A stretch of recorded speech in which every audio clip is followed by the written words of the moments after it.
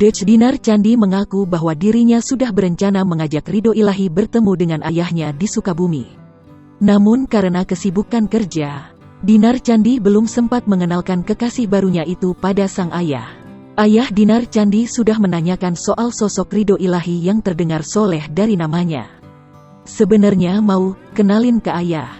Cuman dari kemarin ada kerjaan terus jadi batal, tutur Dinar Candi di kawasan Mampang Perapatan, Jakarta Selatan, Minggu tanggal 21 November tahun 2021. Bapak aku udah nanyain, itu nama pacar Teteh Ridho Ilahi ya?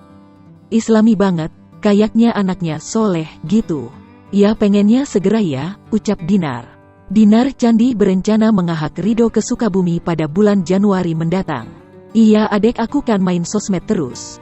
Dia jadinya ngasih tahu ke Bapeka kalau aku punya pacar, katanya.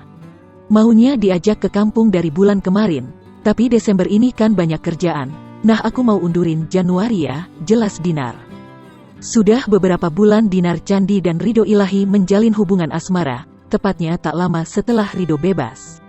Kabarnya Ridho sudah melamar Dinar dengan cincin yang mewah dan belum dapat jawaban.